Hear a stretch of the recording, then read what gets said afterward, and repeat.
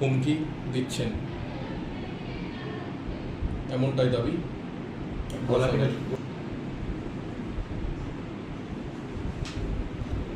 তুমি কি লেখো, আ হ দন্ত সহায়কার না ছ লেখো? ছ লেখো, দুটোই লেখো। এক সেকেন্ড, এটা আমার লেখো।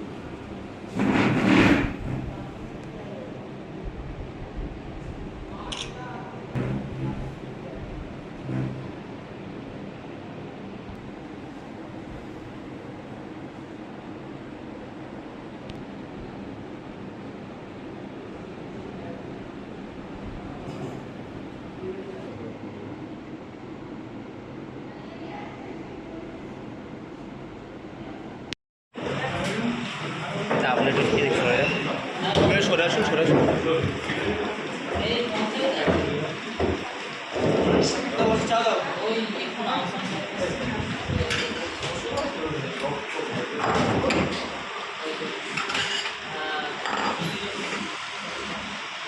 আপনাকে একটা হুমকি দেওয়া হয়েছে বলে আপনি একটা অভিযোগ পেয়েছেন।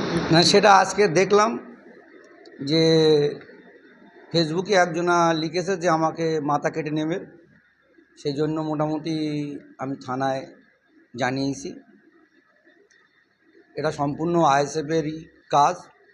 যেহেতু নওশাদ আপনারা জানেন, গত পঞ্চায়েত থেকে যেভাবে মানুষকে মারধর এবং ঘরবাড়ি লুট এবং অনেকেই মারা গিয়েছে আপনারা জানেন, এবং আমার উপরে অনেক অত্যাচার হয়েছে পঞ্চায়েতের আগে থেকে পর পর্যন্ত।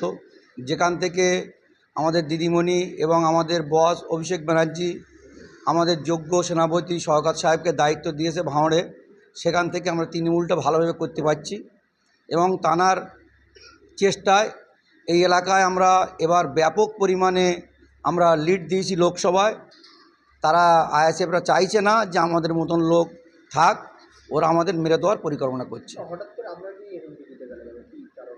সেটা আমরা কী করে বলবো? আমরা শওকত সাহেবের নির্দেশে কাজ করছি তৃণমূলীরা, সেই কারণেই হবে, তাছাড়া তো অন্য কোনো কারণ থাকতেই পারে না। আপনাকে মূলত টার্গেট কেন করা হচ্ছে? এপারের দায়িত্ব আমাদের অবজারভার সাহেব আমাকেই দিয়ে রেখেছে, সেই কারণে টার্গেটটা আমার বেশি। আইএসএফের বিরুদ্ধে মিডিয়ার সামনে মুখ খুলছেন বলে তিনি টার্গেট করছেন? সেটা করতে পারে। টার্গেটটা ওটার জন্যই না, আমরা যে কাজ করছি মানুষের হয়ে কাজ করছি, এবং হচ্ছে কি আমাদের অবজারভার সাহেব যেখান থেকে এসছে সেখান থেকে আমরা যে ভালোভাবে তৃণমূল পার্টিটা করতে পারছি সেটা ওদের সহ্য হচ্ছে না, যার জন্যে। এবং তা না, সরকার সাহেবের নির্দেশে যে এবার রেজাল্ট আমাদের যে তৃণমূলের রেজাল্ট হয়েছে সেটা ওরা সহ্য করতে পারছে না, তার জন্যে হয়তো এই পরিকল্পনা করছে। এবং এর আগে অনেকবারই করেছে আমার উপরে টার্গেট, আপনারা একাধিকবার জানেন, আমার বাড়ি লুট, আমার মারধর, আমার বোম মারা, অনেক কিছু করেছে। হ্যাঁ, থানাকে আমরা জানিয়েছি, আমার থানার প্রতি আস্থা আছে, বিশ্বাস আছে। আমরা থানাকে জানিয়েছি। আমার নাম আহসান মোল্লা।